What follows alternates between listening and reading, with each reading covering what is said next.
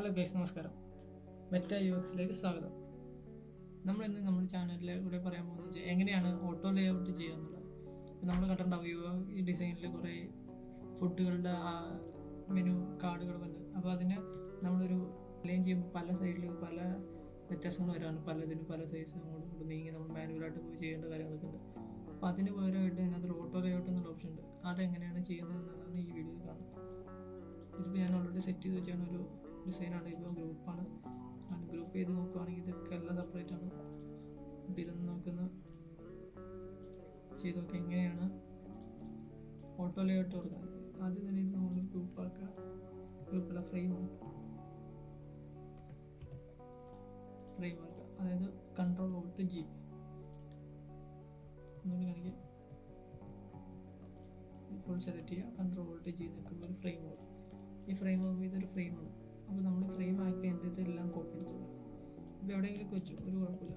എങ്ങനെ അങ്ങോട്ട് നീക്കി വെച്ചാലും ഒരു കുഴപ്പമില്ല. എന്നിട്ട് സെലക്ട് ചെയ്ത് കഴിഞ്ഞിട്ട് നമ്മളിത് ഓൾറെഡി സെലക്ട് ചെയ്യുക. ഓളായിട്ട് സെലക്ട് ചെയ്തിട്ട് ഇത് ഇവിടെ ഒരു ഓപ്ഷൻ ലേ ഔട്ടിനകത്ത് റൈറ്റ് ഷിഫ്റ്റ് ചെയ്യുന്നതാണ് ഷോർട്ട് കട്ട്. അത് ക്ലിക്ക് ചെയ്യുക. അത് ക്ലിക്ക് ചെയ്യുമ്പോൾ എല്ലാം ഓട്ടോ ലേ ഔട്ടായി. കണ്ടോ? ഇതെല്ലാം നമ്മൾ മാനുവലി ചെയ്യണമെങ്കിൽ നല്ലത്. ഓട്ടോമാറ്റിക്കായിട്ട് എല്ലാം ലേ ഔട്ടായി. ഇതിപ്പോൾ സൈഡിലേക്കുള്ള ഇതിപ്പോൾ നമ്മളിപ്പോൾ ഇങ്ങനെ കാണിക്കാൻ നേരത്തെ നേരെ താഴോട്ട് വന്ന് ഈ ബോക്സ് വലുതാക്കാൻ നേരത്തെ ഇങ്ങനെ 2, 3, 4. പിന്നെ ഇതിൻ്റെ ഇടക്കുള്ള ഗ്യാപ്പ് അഡ്ജസ്റ്റ് ചെയ്യാനാണെങ്കിൽ ഈ 124 എന്നുള്ളത് അഡ്ജസ്റ്റ് ചെയ്ത് കഴിഞ്ഞാൽ ഇതിൻ്റെ ഇടക്കുള്ള ഗ്യാപ്പുകൾ അഡ്ജസ്റ്റ് ആവും. എന്നുവെച്ചാൽ നമ്മൾ മാനുവലായിട്ട് പോയിട്ടൊന്നും അങ്ങോട്ട് പിടിച്ച് നോക്കി ഇതൊന്നും ചെയ്യണ്ട. ഈ ഹാൻഡിനെ പിടിച്ച് വെച്ച് കഴിഞ്ഞാൽ എല്ലാം ഓട്ടോമാറ്റിക്കായിട്ട് അറേഞ്ച് ആയിട്ട് വരും. ഇപ്പോൾ ഇതുപോലെ ഇരിക്കുവാണെങ്കിൽ ഇതിൻ്റെ ഹൈറ്റ് താഴത്തെ ക്ലിക്ക് ചെയ്യണമെങ്കിൽ 57 എന്നുള്ള കുറച്ചാൽ മതി.